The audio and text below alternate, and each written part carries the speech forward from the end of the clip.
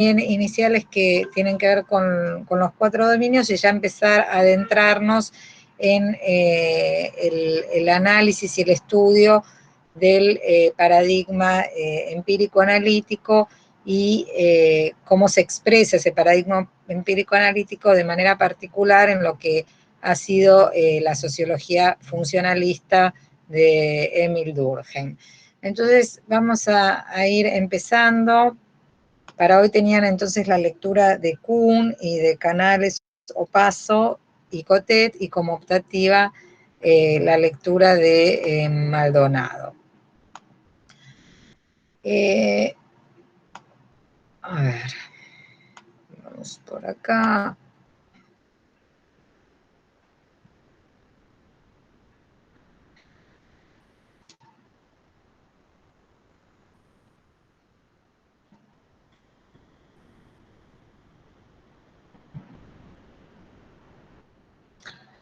Bueno.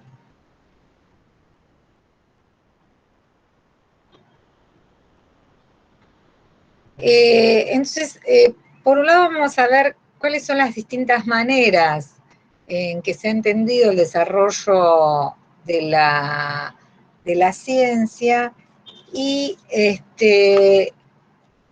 cómo se define este concepto de paradigma, que como vamos a ir viendo, nosotros lo vamos a utilizar de una manera un poco más lata, en un sentido más lato, más laxo, de lo que ha sido originalmente concebido dentro de lo que es la propia definición que le ha dado quien acuñó el término originalmente, que es Thomas Kuhn, en la estructura de las revoluciones científicas, ¿sí? Entonces, vamos a ver que en el caso de las ciencias sociales se sigue utilizando esta noción de paradigmas, pero no con todos los atributos, por decirlo de alguna manera, que le ha dado Thomas Kuhn en su obra La estructura de las revoluciones científicas, porque muchas de esas cuestiones, incluso algunos de esas características con las cuales él define qué es un paradigma y cómo se constituyen esos paradigmas, algunas de esas características han sido criticadas y superadas también por epistemologías posteriores a las de Kuhn. Sin embargo, en un sentido más general, es la noción que más se ha extendido, ¿no?, en todas las disciplinas y que se la utiliza de una manera general como sinónimo de tradiciones, de programas de investigación, de grandes corrientes, de grandes concepciones epistemológicas acerca de cómo se entiende justamente los modos de hacer investigación y las concepciones epistemológicas acerca de la ciencia. Después vamos a ver por qué, digamos, importan, no solamente a qué nos referimos cuando hablamos de paradigmas, sino por qué es importante pensar y distinguir paradigmas de investigación en el caso de las ciencias sociales y en el caso de la investigación educativa, y eso es básicamente, y cuáles son las características que tiene en las ciencias sociales en cuanto a su producción científica. Entonces, básicamente tenemos, en general, se ha concebido, históricamente podríamos, a fuerza de exagerar, como siempre en todos estos sistemas de clasificación, uno exagera un poco las dicotomías en el estudio, pero bueno, a fuerza de exagerar estas dicotomías, vamos a considerar que existen dos grandes maneras de entender el desarrollo o el progreso de la ciencia, ¿no? Una que es una mirada lineal, acumulativa y progresiva, que tiene que ver fundamentalmente con entender al desarrollo científico desde una manera acumulativa. ¿A qué nos referimos? En el sentido que, bueno, que se piensa que no hay contradicciones, ¿no?, en el avance del descubrimiento, del progreso científico, y que, bueno, que hoy conocemos una porción de ese objeto científico, lo que nos permite, digamos, nuestras técnicas, nuestros instrumentos, el avance de la ciencia, y pasado mañana, si construimos herramientas o instrumentos más sofisticados, conocemos otra porción más de esa realidad y de ese objeto, ¿no? Y entonces ese conocimiento se va dando por acumulación, ¿no?, de una manera lineal y evolutiva. Por otra parte, esta idea de conocimiento lineal y acumulativo de las ciencias tiene mucho que ver, a su vez, con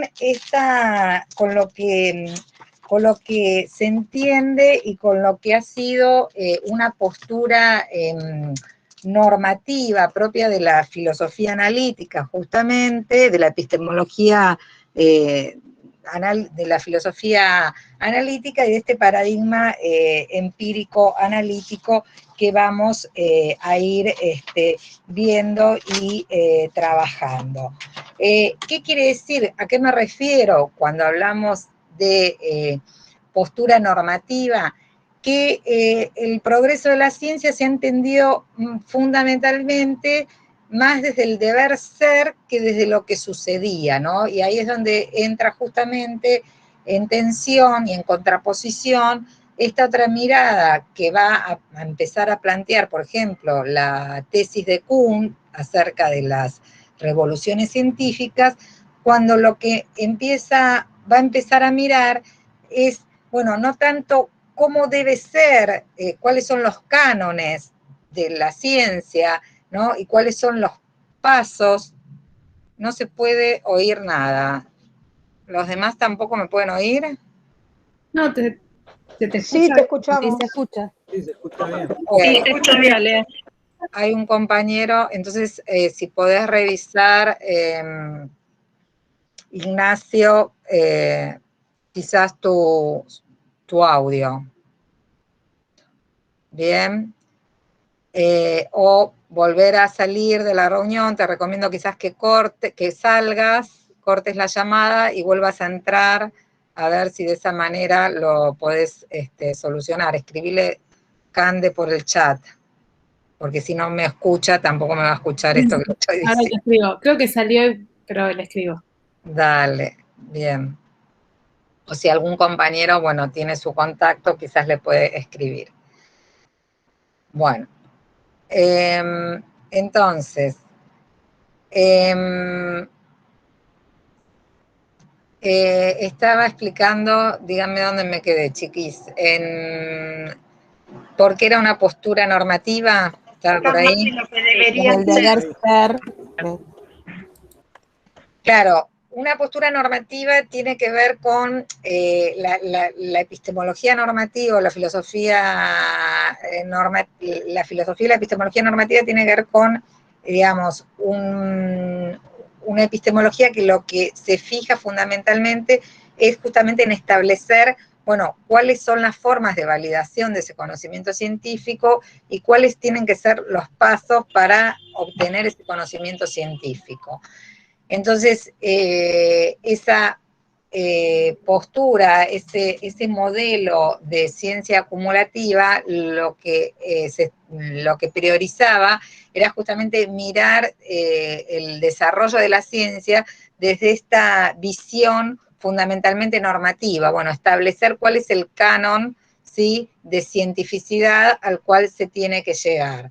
En cambio, ¿qué pasa cuando empezamos a mirar, bueno, pero cómo ha sido realmente el desarrollo, ¿no?, de las disciplinas?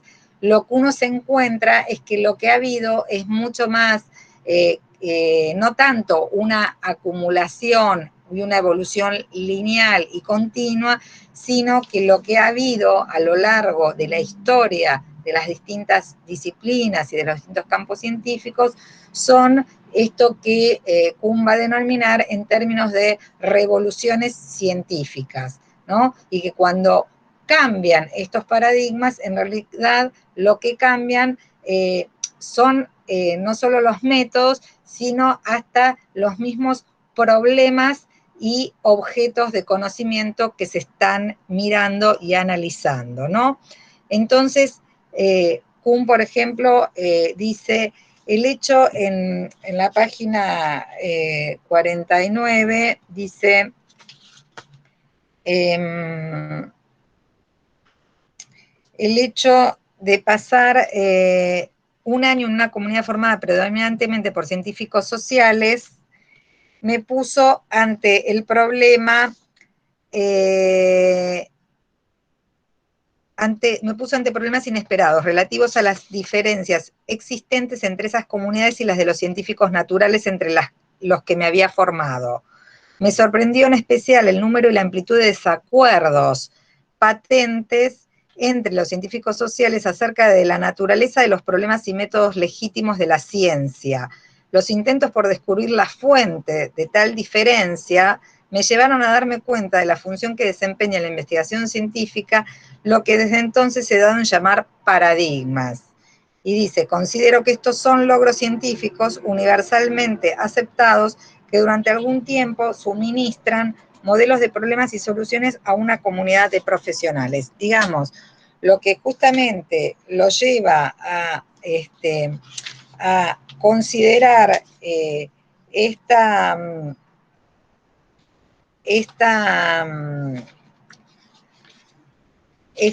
noción y a plantear esta noción de paradigma, ¿sí? Tiene que ver justamente con darse cuenta de las grandes divergencias que había entre cuando participa él de un seminario donde había muchos científicos sociales, ¿no? Fíjense que, o casualidad, y después vamos a retomar esta cuestión, ¿no?, de las diferencias paradigmáticas que existen justamente, en particular en el caso de las ciencias sociales, ¿no? Entonces, justamente lo que él va a analizar, ¿no?, dice, es, bueno, ¿a qué se deben estas diferencias? Y dice, en época reciente, no obstante, unos cuantos historiadores de la ciencia han venido encontrando cada vez más difícil desempeñar las tareas que le asigna la concepción del desarrollo por acumulación. Quizás la ciencia no se desarrolle mediante la acumulación de descubrimientos e invenciones individuales. Al mismo tiempo, esos mismos historiadores, y acá quiero enfatizar esto que él menciona de quizás la ciencia no se desarrolla mediante la acumulación de descubrimientos e invenciones individuales, ¿no? Porque este es otro elemento fundamental de la noción de paradigmas, que es justamente la idea de que la investigación se desarrolla en el seno de comunidades, ¿no?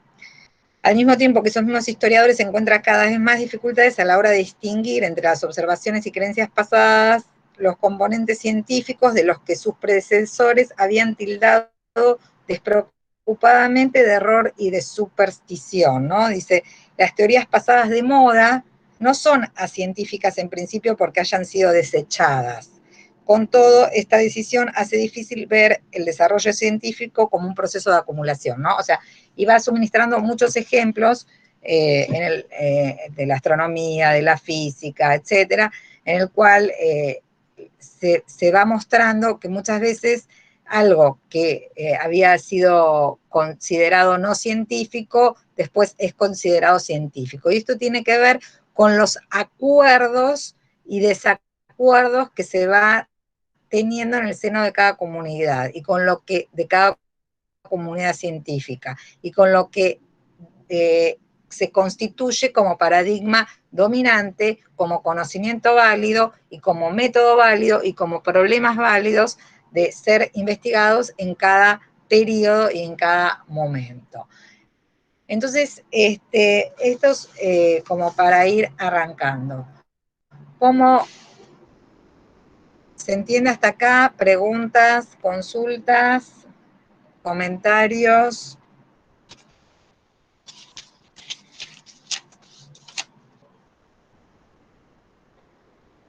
Nada.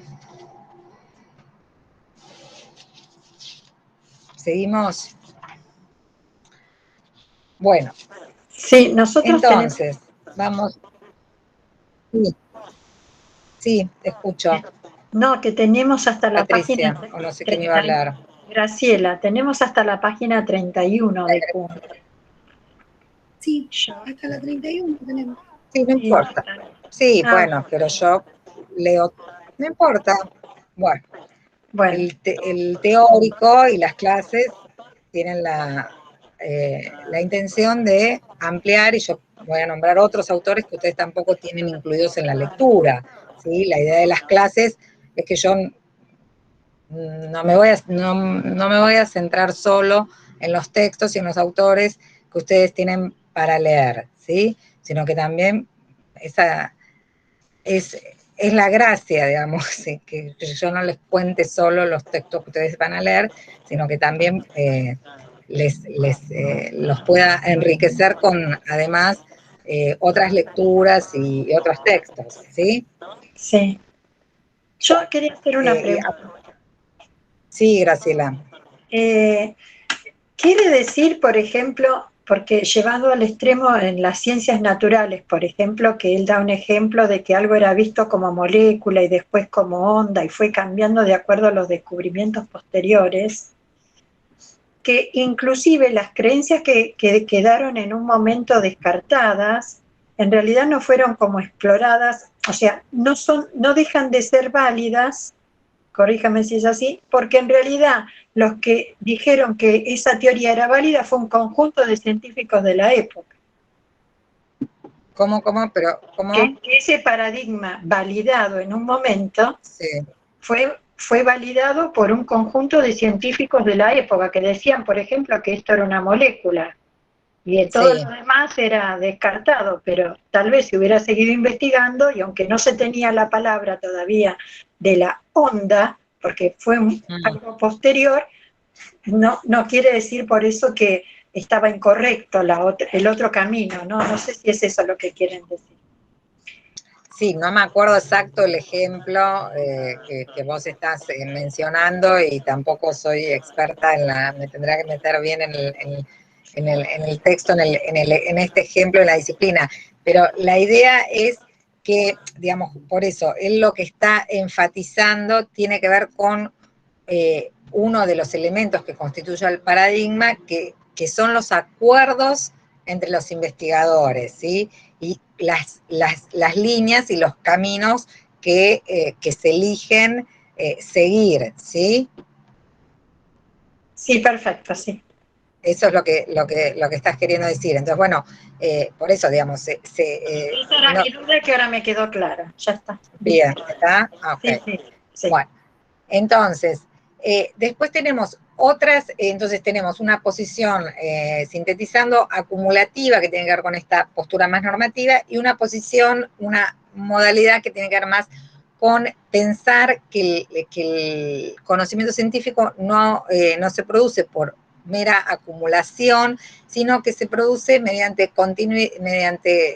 rupturas, avances, retrocesos, discontinuidades, que algunos, como por ejemplo Kuhn, van a caracterizar en términos de revoluciones científicas, de paradigmas, pero otros autores, como vamos a ver, como pueden ser Lakatos, van a caracterizar en términos de programa de investigación, o Larry Laudan van a hablar en términos de tradiciones de investigación, y va a haber otros términos que también van a aludir aproximadamente a esta misma noción de paradigmas, con diferencias importantes conceptuales, pero desde epistemologías diferentes, pero sí dentro de esta mirada más historicista, y de pensar también en que las ciencias no se rigen por una unidad, sino que existe una diversidad, ¿sí?, en los métodos de abordaje de las ciencias.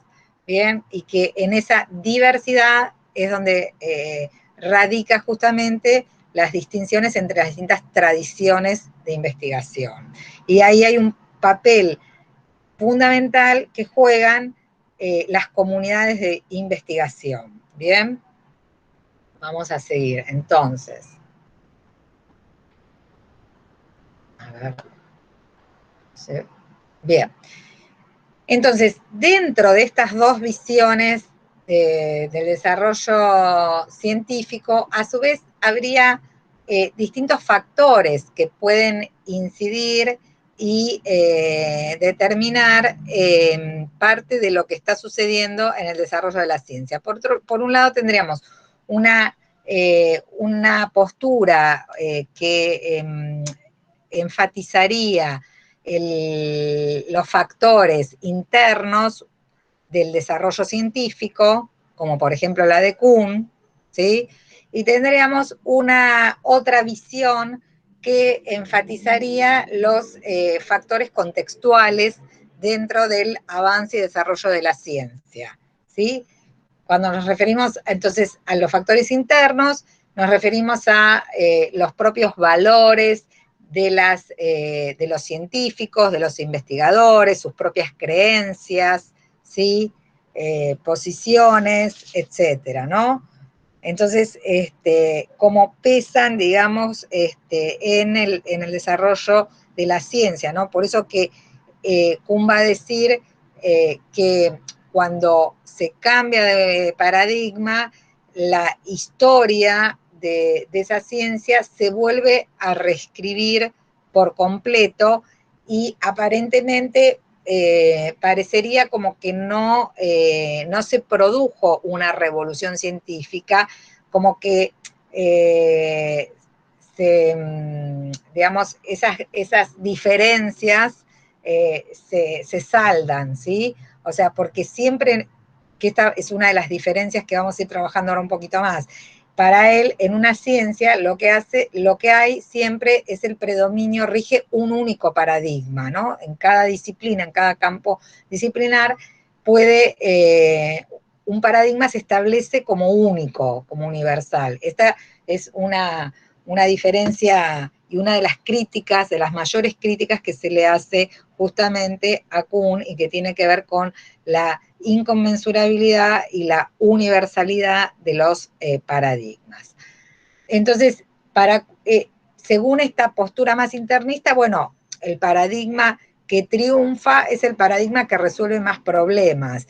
Sin embargo, desde una postura más contextual, uno podría decir, bueno, no necesariamente el paradigma que triunfa es el paradigma que resuelve más problemas, sino quizás el paradigma que triunfa es el que tiene más recursos económicos, más apoyos institucionales, más apoyo de las agencias de gobierno, etcétera, o de las empresas farmacéuticas, si uno está investigando una vacuna para el COVID, o etcétera, etcétera, ¿no? Entonces, esto son otras posturas que enfatizan justamente cómo inciden también los factores contextuales, sociales, históricos y políticos en el desarrollo de la ciencia. Y también acá podemos agregar algo de lo que plantea Maldonado en relación con la perspectiva de la complejidad, también retomando a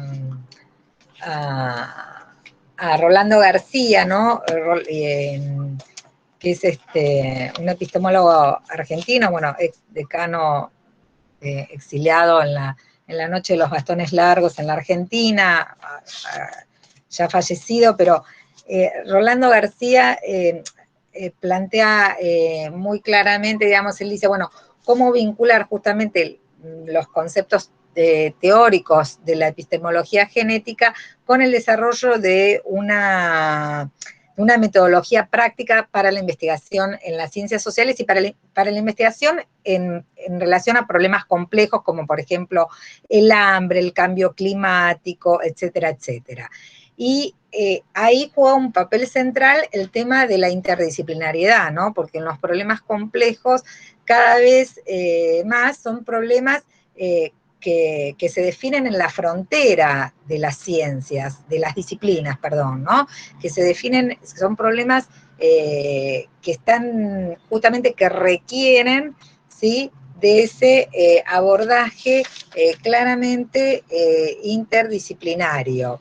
Entonces, para Rolando García dice, bueno, la complejidad no es lo mismo que no es que algo sea complicado, ¿no? Y no es, digamos, generalmente antes se hablaba de, digamos, se trataba de evitar lo complejo, justamente como vamos a ver en la próxima clase, el paradigma empírico analítico lo que trata de hacer es de fraccionar la realidad para poder estudiarla, ¿sí? De fraccionarla en variables cada vez, atomizarla, ¿no? En variables, en átomos cada vez más discretos para poder estudiarla. Aislar algo que es complejo lo trata de estudiar. Sin embargo, justamente los sistemas, la tesis de los sistemas complejos es exactamente lo contrario, ¿no? Que los elementos que forman parte de un sistema complejo tienen sentido solamente en el marco de esos sistemas complejos. Entonces, el estudio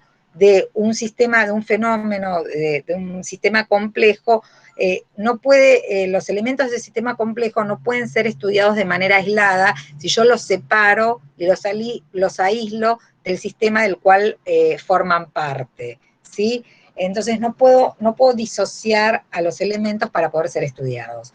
Claramente la escuela es un sistema complejo, ¿sí? La escuela es un sistema complejo en el cual intervienen múltiples elementos, factores, variables, procesos de todo tipo, cognitivos, emocionales, políticos, antropológicos, culturales, institucionales, organizativos, de recursos, curriculares, pedagógicos, etcétera, etcétera, ¿no? Entonces, bueno, la escuela es un sistema complejo, entonces requiere, digamos, la consecuencia en lo metodológico y para esta materia en particular, investigación educativa, es que, bueno, si el sistema es si los sistemas que tenemos que estudiar son complejos, también van a requerir de una metodología, ¿sí? Van a requerir de un abordaje particular, ¿sí? Propio para poder estudiarlos de esa manera compleja en la interdependencia de esos elementos que constituyen a esos sistemas, en la multiplicidad, en toda su dinámica y en toda la riqueza que tienen esos elementos complejos. Entre otras cosas, la interdisciplinariedad va a ser uno de los requisitos, las condiciones, el multimétodo también va a ser una de las condiciones necesarias para el abordaje de estos sistemas complejos, ¿no? Entonces, lo que plantea Maldonado en ese texto es que en el pasado, no sé ahora dónde lo dejé, el texto de Maldonado estaba por acá, pero me desapareció. Bueno, lo que plantea Maldonado en ese texto, que es la tablita esta que resumí, que les resumí acá, plantea que cuáles eran los rasgos que caracterizan, ¿sí? a la ciencia en el pasado, en el presente y en el futuro. Dice, bueno, en el pasado los términos que caracterizan al progreso científico tenían que ver con el trabajo en torno a la ciencia y a objetos de conocimiento, claramente definidos y circunscriptos.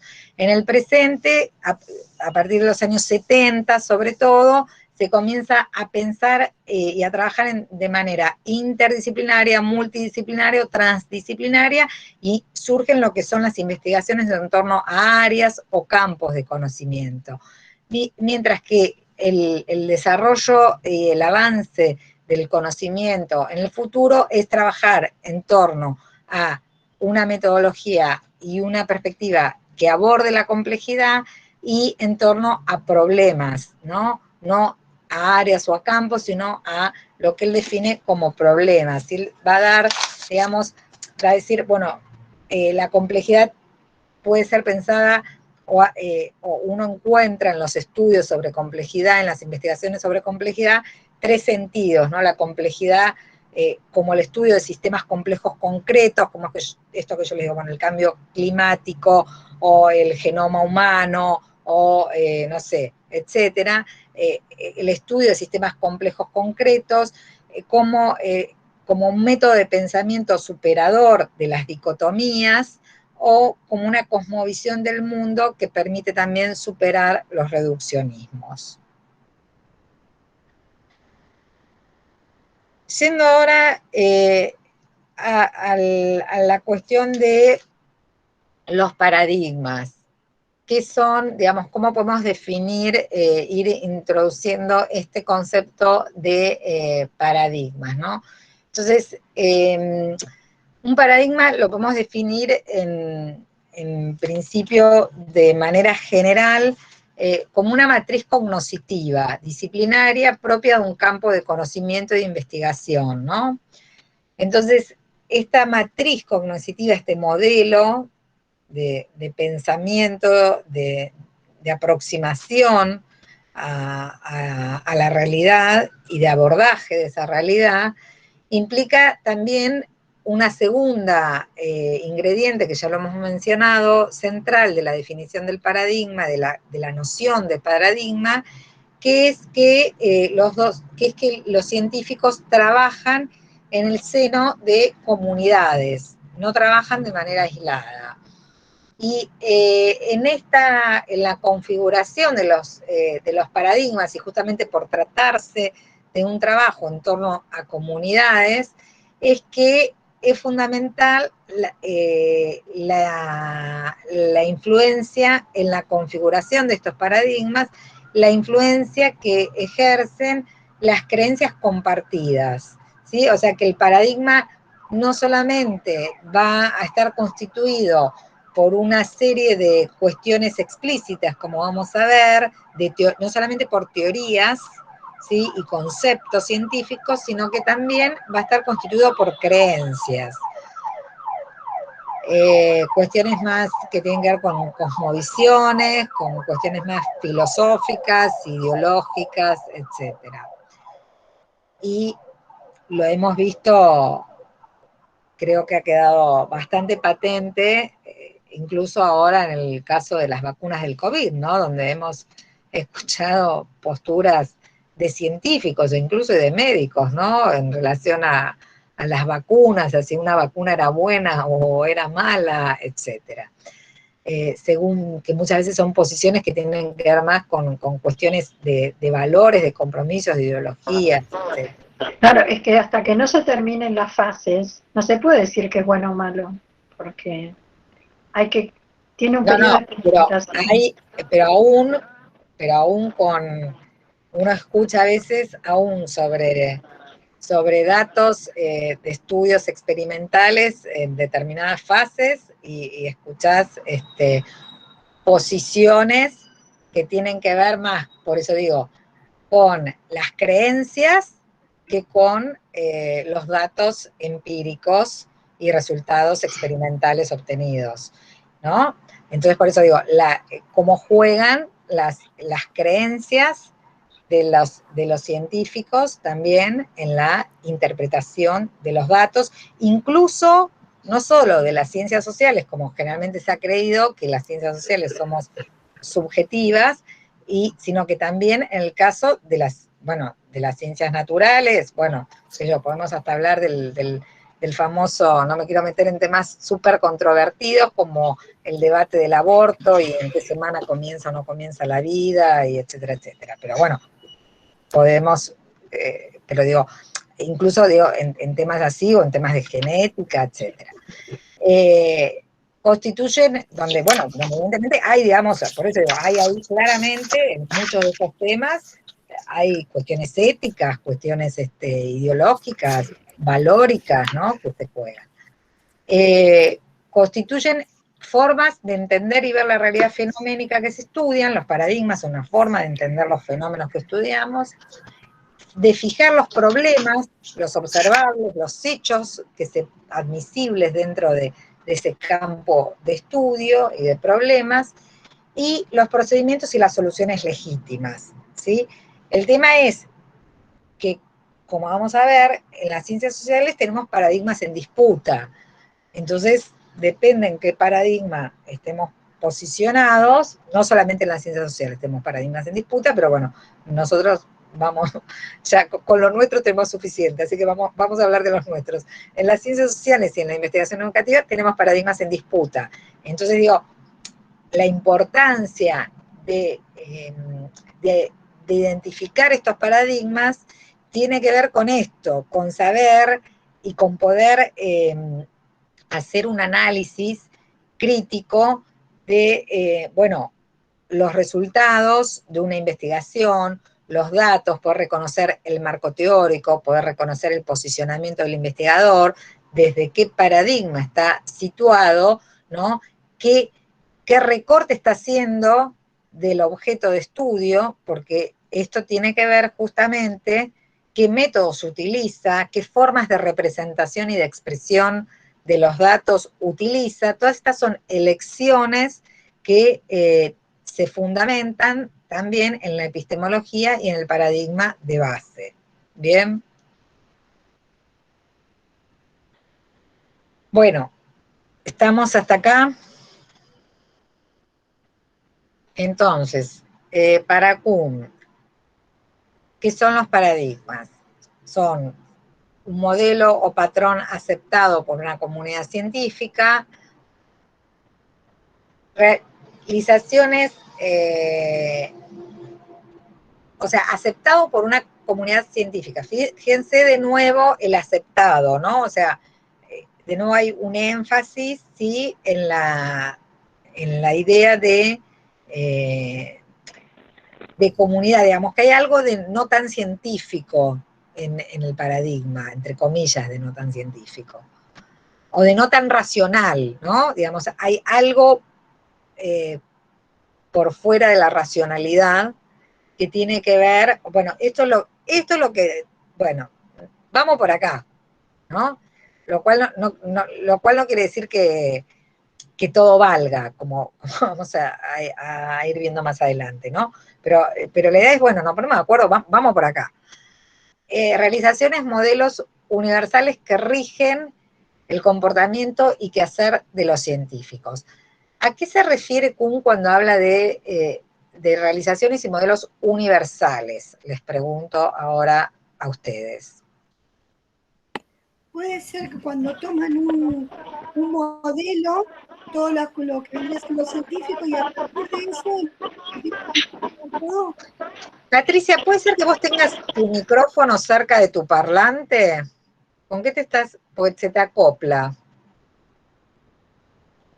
¿Vos tenés parlantes parlantes separados?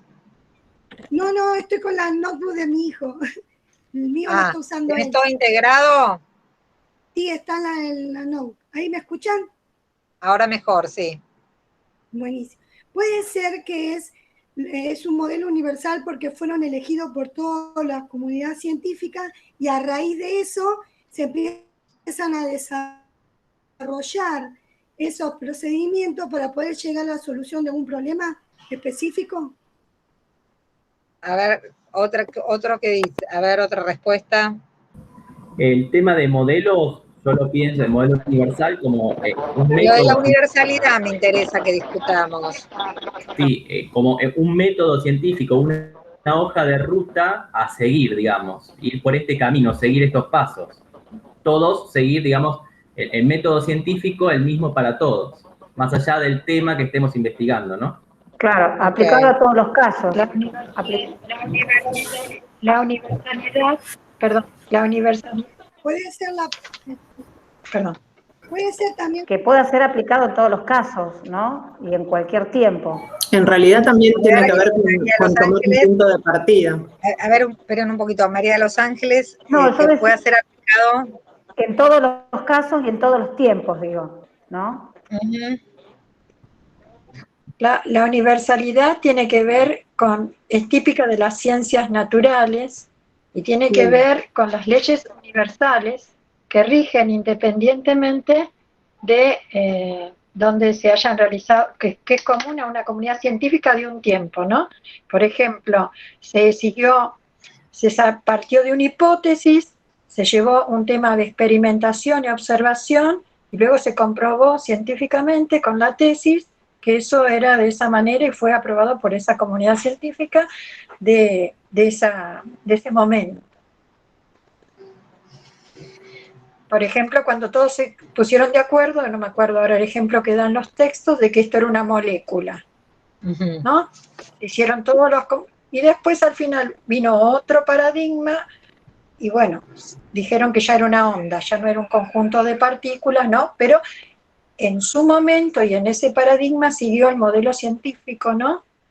De hipótesis, demostración. Y la ciencia se mueve también refutando el anterior, generalmente en las naturales. Bueno, espera. Viene un conocimiento nuevo. Pero quedémonos primero con la idea de universalidad. Sí, me parece que, bueno, es importante, por un lado, esto que decía María Ángela, el tema de que rige, ¿no? En todos los casos y no en todos los tiempos, ¿no? Porque ahí viene enganchada la otra característica, ¿no? Que está ahí en el Power, porque modelos universales que rigen el comportamiento y quehacer de los científicos durante cierto tiempo, ¿no? O sea, la universalidad tiene que ver con el predominio, ¿no? Que mientras rige ese paradigma, el paradigma es universal. No a todas las comunidades científicas en plural, sino a la comunidad científica de esa disciplina. Bueno, la física, bueno, es, no sé, la física newtoniana, el paradigma de la física, ¿no? Después, por eso digo, la noción de paradigma hoy ni siquiera se aplica a la física moderna, ¿no? En la cual conviven diferentes paradigmas, ¿no? Y están los que investigan la física de los quarks y los que investigan la física, ¿no? Y hay justamente diversos paradigmas dentro de la propia física. O lo mismo para el caso de las matemáticas y etcétera. Entonces, pero en esta es una de las cuestiones por eso que se va a criticar, y sí tiene también, por supuesto, da lugar a esta idea de lo legaliforme, ¿no? A la posibilidad de que el paradigma justamente establece modelos que después van a poder permitir la producción de este conocimiento más de tipo nomotético, ¿no? Entonces, por eso suministran modelos de problemas y soluciones, pero este modelo lo suministran durante cierto tiempo, hasta que justamente sobreviene esa crisis de paradigma, ¿no? Y ese paradigma empieza a ser subvertido, empieza a haber anomalías, se empieza a evidenciar señales de agotamiento, empiezan a haber hechos que no encajan y que no pueden ser predecidos dentro de las leyes que el paradigma ha formulado, etcétera, ¿no? Bueno, y cada paradigma para Kuhn, define sus problemas, su objeto de estudio. Esto es lo que después vamos a ver en la próxima como parte de lo que constituye el dominio ontológico. Y otra de las cuestiones que definen para Kuhn a los paradigmas es la noción de inconmensurabilidad, ¿no? O sea, la inconmensurabilidad significa que los paradigmas son inconmensurables. O sea, yo no puedo decidir entre formas rivales de ver el mundo, ¿no? No, siempre hay como un elemento aparentemente arbitrario, dice Kuhn, compuesto de causalidades personales e históricas que constituye una parte componente de las creencias abrazadas por una comunidad científica dada en un momento dado, ¿no? Dice, lo que diferenciaba a estas diversas escuelas no era este o aquel fallo del método, todas eran científicas, sino lo que éramos en llamar modos inconmensurables de ver el mundo, como que entre los distintos paradigmas no podía haber un acuerdo, ¿sí? Entre sí, cada uno eran incompatibles. Entonces, lo que nos importa de esta noción de paradigma es que no hay una única manera de investigar, que que nos permite vincular los distintos intereses de las sociales con los intereses que se privilegian en la investigación, con el tipo de problemas que se convierten en temas de agenda y de debate en la investigación científica y sus resultados.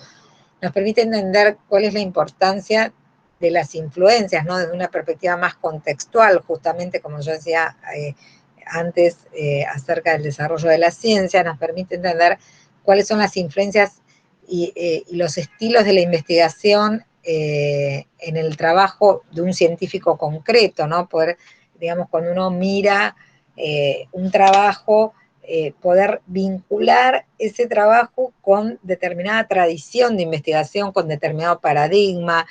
Bueno, uno rápidamente, bueno, esto tiene que ver con, no sé, la escuela inglesa de tal cosa, con la tradición biográfico-narrativa, o sea, rápidamente a uno el pensar en términos de paradigmas le permite, ¿no?, poder inscribir las investigaciones y los trabajos que uno lee en determinadas tradiciones de investigación, en determinados campos, en determinadas áreas temáticas.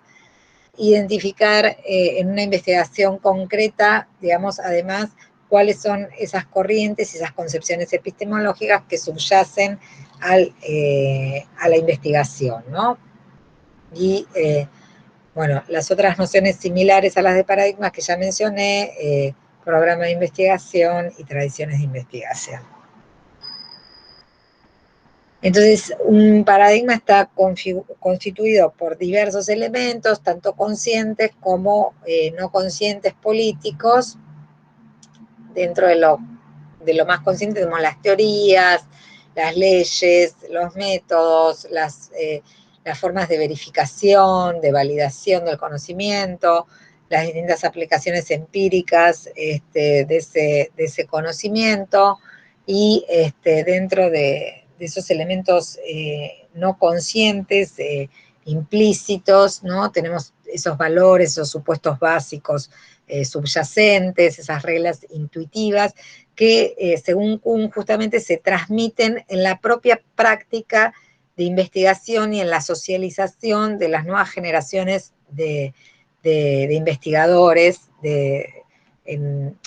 y que son las que van a ir transmitiendo, digamos, mediante un moldeado directo, ¿no? Dice, los paradigmas guían la investigación mediante un moldeado directo, así como mediante reglas abstractas, ¿no? Dice, los científicos trabajan a partir de modelos adquiridos. Ya debería estar claro que los científicos nunca aprenden conceptos, leyes y teorías por sí mismos, en abstracto. Por el contrario, estas herramientas se encuentran desde el principio en una unidad histórica y pedagógicamente previa que las muestra en sus aplicaciones y a través de ellas. Los procesos de aprender una teoría dependen del estudio de aplicaciones, incluyendo la resolución práctica de problemas, tanto en papel y lápiz como con instrumentos en el laboratorio. A medida que el estudiante avanza, desde su curso de iniciación hasta su tesis doctoral, los problemas que se le asignan se vuelven cada vez más complejos y menos trillados. Sin embargo, siguen estando tan estrechamente moldeados sobre logros anteriores como los problemas que normalmente los ocupan a lo largo de su posterior carrera independientemente, ¿no? Dice, si bien muchos científicos son capaces de hablar con facilidad y propiedad acerca de las hipótesis concretas e individuales que subyacen a una investigación particular, no están en mejor posición que un lego a la hora de caracterizar las bases establecidas de su campo, sus problemas legítimos y sus métodos. Si han aprendido tales abstracciones después de todo, dan muestra de ello principalmente a través de su capacidad de investigar con éxito. O sea, este último es claro en relación al carácter implícito, ¿no?, que tiene el paradigma y muchos elementos que constituyen el paradigma, ¿no? O sea, los investigadores no están en mejor posición que los legos para caracterizar las bases de su campo, los problemas legítimos y sus métodos, ¿no? Y esto, bueno, en esto sigue incurriendo porque cuando vemos muchas investigaciones, vemos las dificultades que hay en explicitar los aspectos metodológicos y epistemológicos de los trabajos.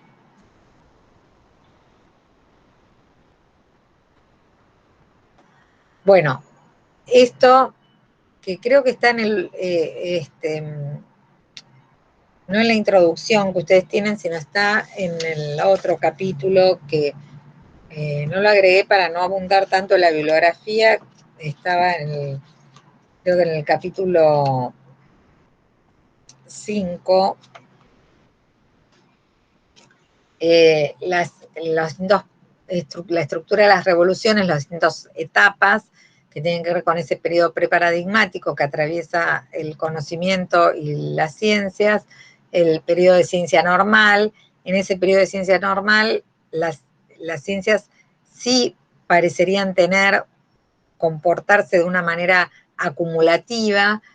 En el periodo de la crisis y de la revolución es cuando aparecen, y es el único momento en el que sí pueden coexistir distintos paradigmas para Kuhn, y luego en el momento en que finalmente termina por imponerse un paradigma, porque recuerden que para él siempre hay un único paradigma como dominante, excepto en este periodo de crisis, donde aparecen distintos paradigmas en disputa hasta que logra imponerse uno, hasta que se vuelva a un nuevo ciclo, ¿no? De ciencia normal. Bien. Bueno, esto es lo que acabo de explicar recién con un poco más de detalle, y por eso, digamos, su tesis es el de la inconmensurabilidad, ¿no? Y esta tesis del relativismo absoluto también, digamos, le ha valido bastantes críticas al trabajo de Kuhn, ¿no? Porque uno sí, claramente, uno debería poder, digamos, establecer de alguna manera entre paradigmas rivales, bueno, aquellos que no solo que solucionen más problemas, sino que parecen explicaciones más plausibles y más certeras de las realidades, de los procesos educativos, en nuestro caso, que permiten conectar un mayor número de variables, de situaciones, de factores, etcétera, etcétera, ¿no? Entonces, esta tesis de la inconmensurabilidad es justamente una de las cuestiones que más se va a criticar en la obra de Kuhn. Bien,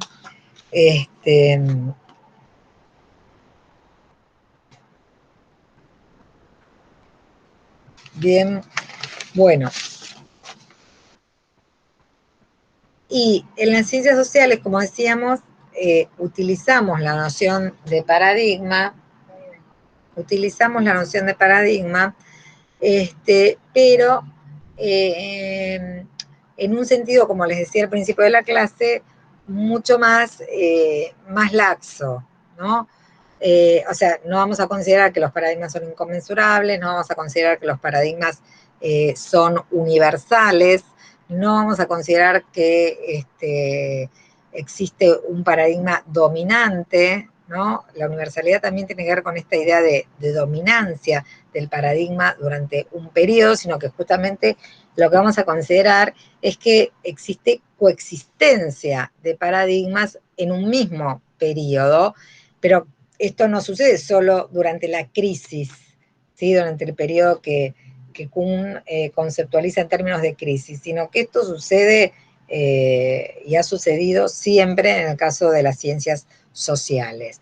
Entonces, los paradigmas para Basilachis son los marcos teórico-metodológicos de interpretación de los fenómenos sociales que los científicos crean o adoptan de acuerdo con una cosmovisión filosófica, las distintas formas o maneras, estrategias de acceso a la realidad, la elaboración de conceptos y teorías en las que creen y que permiten explicar esas realidades que estudian, tienen que ver con el contexto social del que proceden y del cual el propio investigador también está inmerso, y aquí vamos a ver justamente las otras características de las ciencias sociales, que es con lo que vamos a ir finalizando la clase, que están en el texto de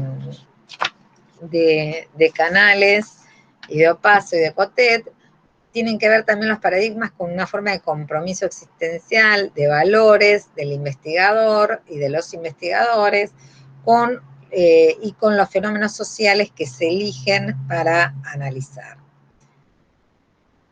Entonces, yendo ahora a las características de las ciencias sociales que tienen que ver con la singularidad, la reflexividad y el lugar que tiene y la relación particular que tiene el propio investigador con las realidades que estudia y que investiga, ¿no?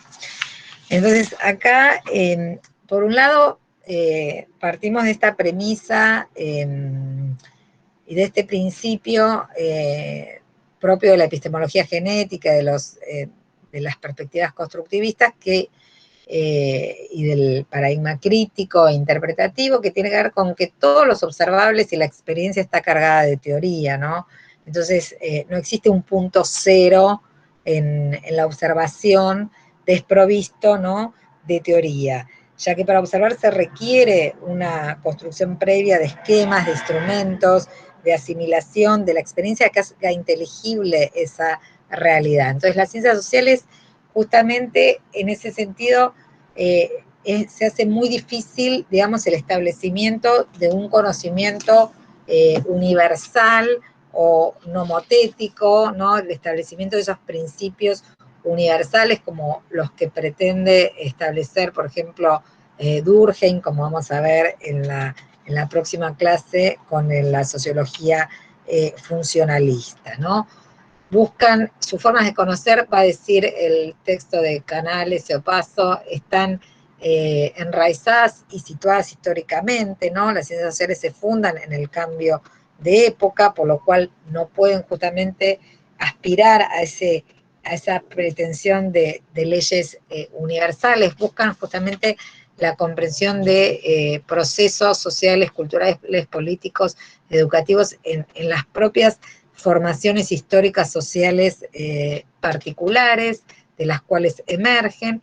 Lo social no es algo que preexiste, ni tampoco es un punto de llegada de la investigación, sino que es algo que emerge del propio proceso investigativo. Las características de un sistema, como decía antes en relación a los sistemas complejos, no están dadas, sino que hay que establecerlas y analizar sus relaciones. Bien. Entonces, básicamente vamos a ver que esto da lugar, digamos, a lo que van a ser los 4 paradigmas que vamos a desarrollar, fundamentalmente 3 de estos 4, que son el paradigma positivista o empírico-analítico. Cada paradigma también, según la bibliografía y las distintas tradiciones y corrientes, tiene distintas denominaciones. Un paradigma positivista, empírico-analítico. Después tenemos el paradigma hermenéutico, simbólico, interpretativo, el paradigma crítico, marxista, el materialismo dialéctico, y el postestructuralismo, posmarxismo y el posmodernismo. Por supuesto, dentro de cada uno de esos también hay distintas corrientes, ¿no? Tampoco cada uno de estos son algo monolítico. Bien. Bueno, hasta ahí más o menos estamos. Sí.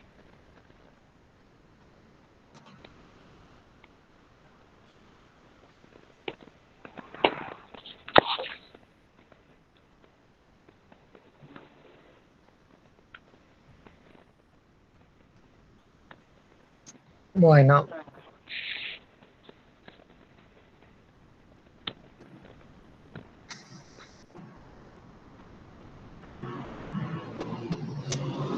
Bueno, comentarios, preguntas.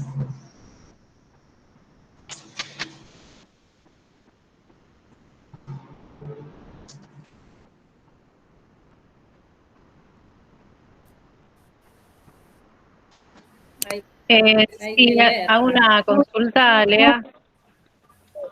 Con Sí. respecto a los grupos, ¿cómo van a ser conformados para la realización de los trabajos y demás? ¿En qué sentido cómo van a ser De conformados? la cantidad, como para ir por ahí pensando en el armado, o es lo No, mismo no que el sé. año pasado, para tener una No, idea, ¿no? Básicamente. lo que pasa es que hasta que no tengamos las consignas de trabajo no podemos saber los grupos. Porque el grupo va a estar un poco también en función del tipo de trabajo que haya que hacer. Así que yo esperaría primero que tengamos definido qué es lo que tenemos que hacer y después veamos la cantidad de personas, ¿sí? Ok, gracias. Porque todavía no lo definimos, la verdad. Estamos como recién arrancando, téngannos un poquito de paciencia. Sí, solo lo hablábamos con algunos chicos y bueno, como estamos ordenando las materias y algunos ya Claro, pidieron grupos, nos quedaba por ahí esta materia para ir pensándolo, pero no hay problema. Sí, esperamos las sí, consignas, gracias. sí, aguántennos un poquito. A mí me pareció muy interesante el tema de singularidad histórica y el enfoque de la ciencia actual, de en vez de quedarse con el paradigma predominante, ver, por ejemplo, estudiar Galileo, qué pasó con las otras teorías de los otros que debatían esa época. Me pareció un punto muy interesante para comprender mejor la época, ¿no? ¿Qué otros temas o puntos les llamaron la atención o qué destacan, con qué se quedaron de la clase de hoy?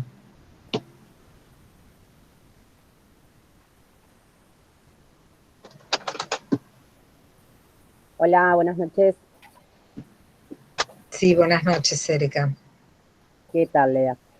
A mí me pasó cuando estabas hablando sobre paradigmas y sobre eso de las ciencias y de cómo lo veíamos de acuerdo al autor, me pasó que se me vino enseguida a la mente un final de sociales que tuve en el profesorado hace como 8 años atrás, que una de las preguntas era cómo eran las ciencias, o sea, cómo se las consideraba, si se las consideraba ciencias duras o dinámicas o estáticas. Y fue exactamente lo que puse en un mensaje ahí en el grupo, que, o sea, son dinámicas, definitivamente. Cada estudio tiene que ver con una época, con un contexto y también con un movimiento político de esa época que puede tener un hecho histórico de determinado lugar, pero también hay una influencia política muy importante del hecho ese que se quiere contar y que se quiere mostrar. Después, a medida que pasa el tiempo, eso se puede ir refutando. Me pasó también, por ejemplo, con clases de ciencias sociales adentro del aula, ¿no? Que los libros nos muestran por ejemplo, en los 25 de mayo, nos muestran unas imágenes de vendedores ambulantes contentos, sonrientes y todo. Entonces, ¿cómo trasladamos eso al aula y les demostramos que realmente no era así, que en realidad eran esclavos, que no trabajaban por cuenta propia? O sea, ¿cómo vamos rompiendo, ¿no?, esta estructura de la ciencia de un contexto y un momento determinado histórico y cómo lo hacemos para trasladarlo a la actualidad y demostrar? O sea, necesitamos una teoría, necesitamos poder demostrar fehacientemente que ese hecho no era realmente así. Entonces Sí, es como que se me vino como a refrescarme esto. Es importante lo que estás diciendo, o sea, agrega, ¿no?, un poco a lo que estuvimos trabajando. Gracias, Erika. Por un lado, bueno, agrega, digo, por un lado, bueno, esta idea de la provisionalidad, ¿no? Quizás que no lo me habíamos mencionado así en estos términos, la idea de la provisionalidad del conocimiento, ¿no?, en ciencia, digamos, esta idea de que no existe un conocimiento, que es otra característica, ¿no?, si uno quisiera de las ciencias sociales, de todo conocimiento científico, ¿no? La idea de que, bueno, no hay un conocimiento definitivo, ¿no? Que siempre ese conocimiento es un conocimiento en parte provisorio y bueno, que es una construcción histórico-social, ¿no? Todo conocimiento es una construcción histórica social, cultural y que está, por lo tanto, limitada, ¿no? Por toda esa historicidad, singularidad, ¿no? Rasgos del contexto, todos esos factores de la propia comunidad científica a la que pertenecemos, de las propias instituciones a veces en las cuales investigamos, de los propios recursos con los que investigamos también, etcétera, etcétera. Y también de los propios métodos y paradigmas bajo los cuales trabajamos, ¿no? Entonces, lo que sí, bueno, digo, lo que sí, bueno, también, viste, el tema es así, no es así, digamos, pero bueno, esta idea, ¿no?, de la provisionalidad del conocimiento me parece que está bueno también para agregarlo a la clase, ¿no?, como característica del conocimiento. Gracias. ¿Alguien más que se haya quedado pensando en otra cosa? Sí. Una teoría, yo pienso que una teoría siempre puede eliminar a una investigación anterior también. Uno investiga algo, piensa que esto es certero y después se hace otro estudio y anula lo anterior. O sea que nunca nada es siempre seguro. Sí, tal cual. A mí, por ejemplo, lo que me pasa cuando se tratan estos temas, uno que viene, por ejemplo, del área de las ciencias sociales, ¿no? Está esta cuestión de la subestimación, ¿no?, con las ciencias sociales y la eterna comparación con las ciencias naturales, como si uno no hiciera ciencia. O sea, el hecho de que uno hace ciencia tiene que ver con varios aspectos, pero básicamente existe un método científico que se sigue en las ciencias sociales, la sociología, la educación, la historia, que te da, de alguna manera, un resultado válido para un momento y un lugar determinados. Por supuesto que como ciencia, el área de las sociales, digamos, es mucho más reciente, mucho más nuevo que las investigaciones, si uno quiere, en ciencias naturales, en otras áreas, las ciencias llamadas exactas, ¿sí? Pero siempre hay que como que estar remando con esta cuestión, esta subestimación de la comparación, cuál es mejor ciencia que la otra, ¿sí? Cuando en realidad son diferentes métodos científicos y que lo que la convierte en ciencia es justamente esto, cumplir con una serie de pasos para obtener un resultado.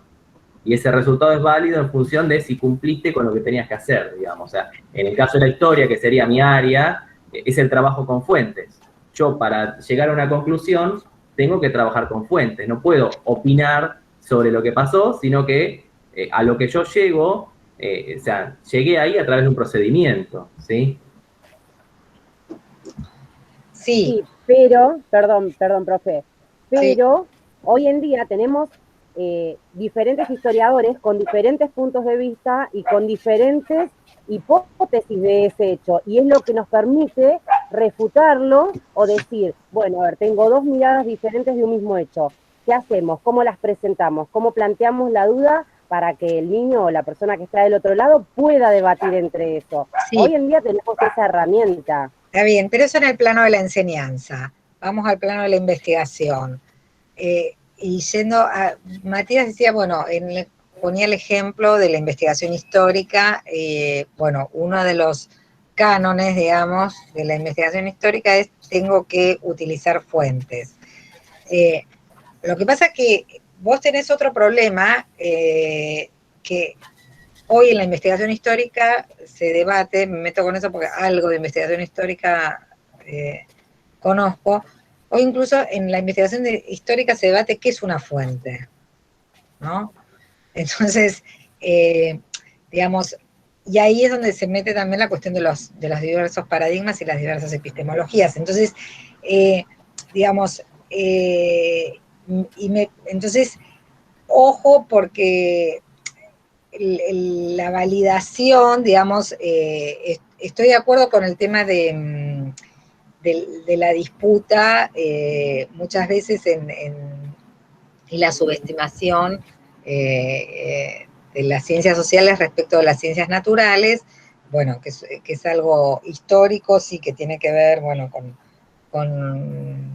las distintas tradiciones, etcétera, y bueno, y el peso que en la sociedad históricamente tienen un campo y otro, etcétera.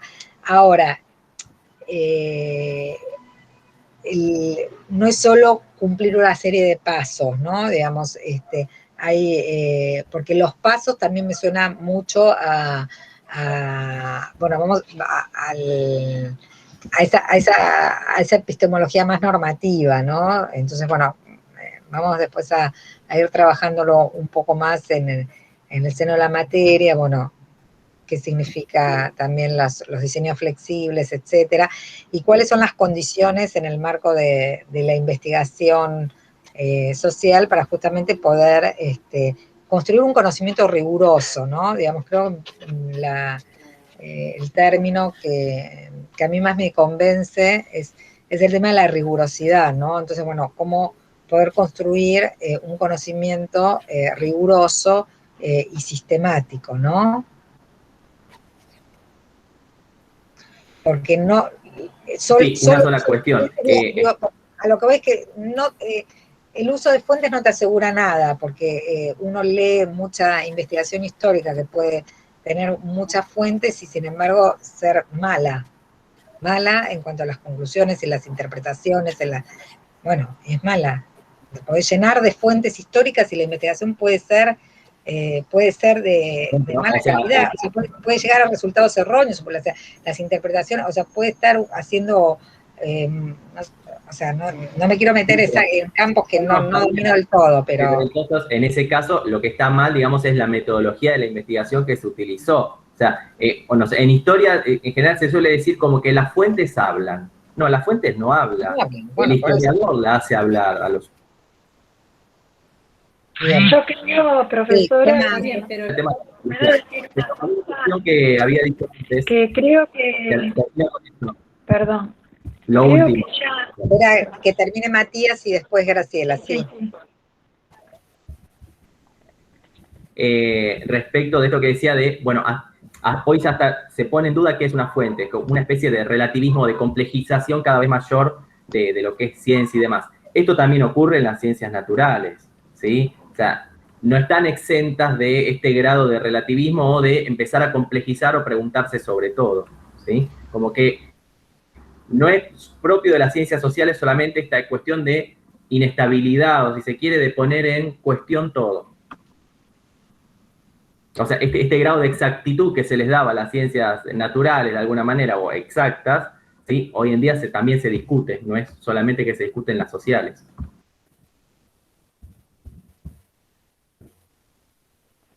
Algo le pasó a la profe y se salió de la reunión. Sí, salió de la reunión justo. Ya regresó, está silenciada, Tea, lo único. Bueno. Sí, perdón, apreté sin querer y salí.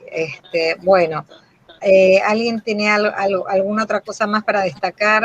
Graciela quería comentar algo y no sé si alguien más o vamos cerrando después de Graciela. No sé porque ya me olvidé, pero no, las ciencias, justamente las ciencias naturales se van refutando y es la teoría nueva viene a refutar a la anterior, a diferencia de las ciencias sociales que son singulares de un momento, y uno va a ese momento y en todo caso abre una arista más para comprender otro punto de vista de la época.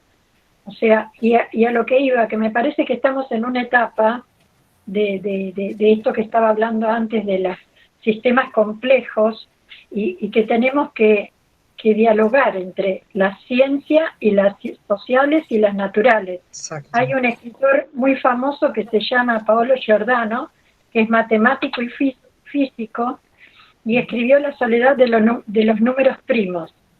Y él dice como que lo que nos falta es dialogar para enriquecernos. Estos dos campos que parecen separados, ¿no? Que parecen uno superior al otro, en este diálogo de enriquecerse, uno del otro. Porque Gabriela, en definitiva... Sí. Gabriela... Gabriela decía, levantó la mano. No sé si...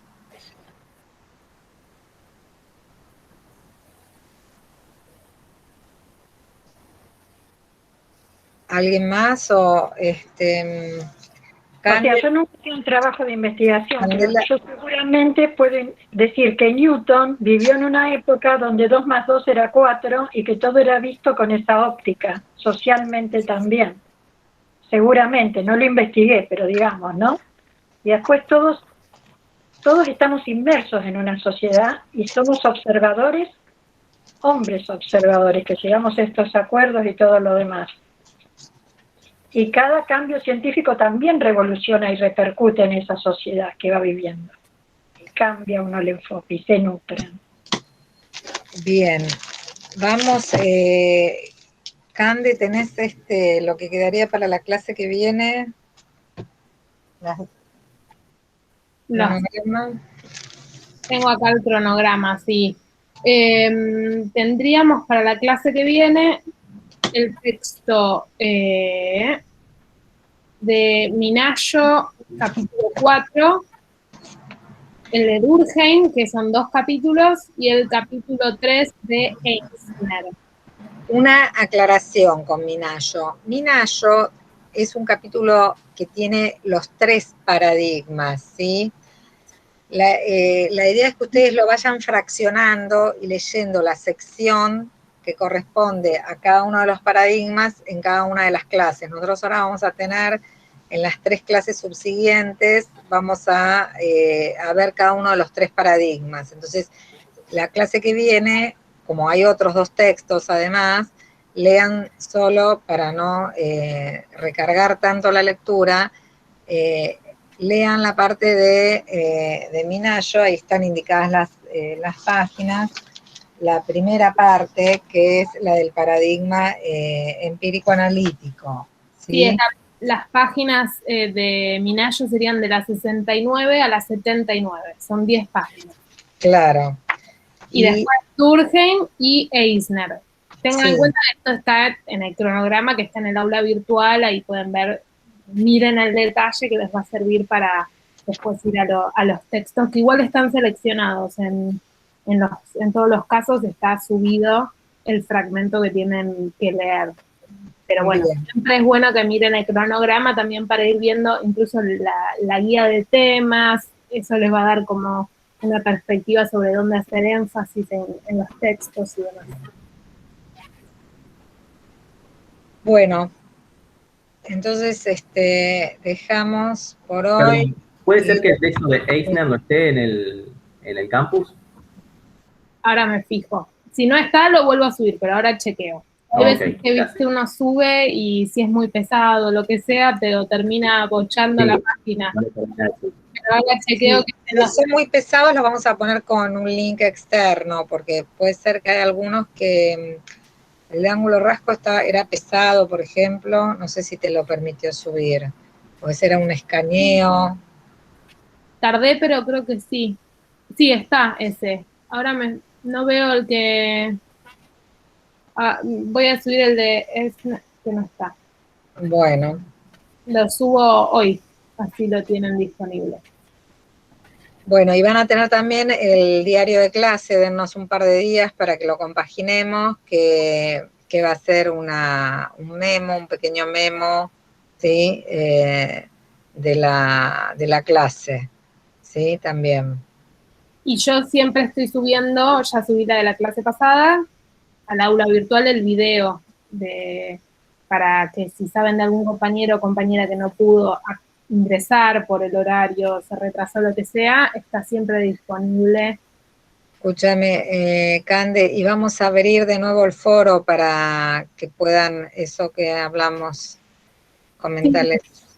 En la pestaña de foros, ¿se acuerdan que estaba el foro inicial de presentación? Que no solamente era de presentación, sino que tenía una pregunta o 2 preguntas vinculadas a qué creen que es la investigación y demás, que nos interesa que todos respondan. Entonces lo habíamos cerrado, porque la idea era que se haga durante la semana inaugural, digamos, pero como no respondieron o sea, respondió la mitad del curso, falta bastante gente para que participe, lo vamos a volver a abrir porque nos parece importante que todos puedan poner esa primera impresión en relación a qué creen que es la investigación. Creo que es un ejercicio lindo que a fin de cuatrimestre veamos qué pensábamos sobre el tema y qué pensamos ahora, como hacer ese contrapunto. Así que lo vamos a volver a abrir y traten de, en estos días, pasar por ese foro en caso de que no lo hayan hecho todavía. ¿Los que ya lo hicimos queda o va a haber que volverlo a No, hacer? no, los que ya está. No hace falta que Queda. vuelvan a entrar. Solo para los que todavía no respondieron, ¿sí? Yo lo respondí hace 2 o 3 días atrás. ¿Habrá Perfecto. entrado? No sé si habrá entrado. Sí. Podés entrar y verificarlo vos Bueno, misma. eso me fijo. Gracias. Sí quedó su respuesta. Y todos pueden ver las respuestas de los demás, así que genial. Bueno, nos estamos entonces encontrando el jueves, ¿sí? Bueno, bye. Buena semana, buen fin de semana. Buen fin de semana. Buena semana. Gracias. Hasta luego. Buen fin de semana, gracias. Chao, buen fin de semana. Buen fin de Hasta luego. Buen resto de semana. Gracias.